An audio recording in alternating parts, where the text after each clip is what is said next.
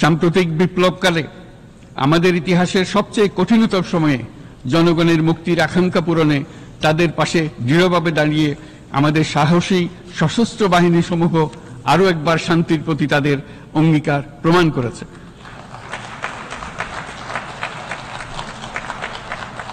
এটা সম্ভব হয়েছে শান্তি রক্ষায় আমাদের অঙ্গীকারের কেন্দ্রবিন্দুতে মানবাধিকারকে স্থান দেওয়ার ফলে।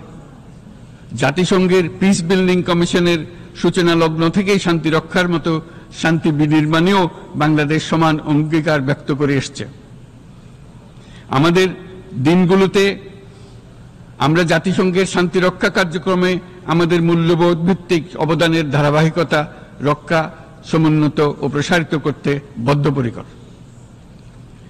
জাতিসংঘের শান্তি রক্ষা কার্যক্রমে অবদানকারী তৃতীয় বৃহত্তম রাষ্ট্র হিসেবে বাংলাদেশ এখন পর্যন্ত ৪৩টি দেশে ৬৩টি মিশনে শান্তিরক্ষী প্রেরণ করেছে।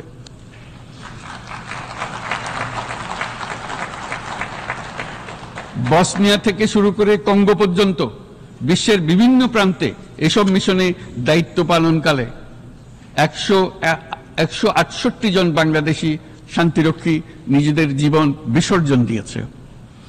আমরা আশা করি যে কোনো অবস্থায় নানা প্রতিকূলতা সত্ত্বেও জাতিসংঘের ভবিষ্যৎ শান্তিরক্ষী কার্যক্রমগুলোতে বাংলাদেশের প্রতিরক্ষা বাহিনীর সদস্যরা একইভাবে অবদান রাখার সুযোগ পাবে।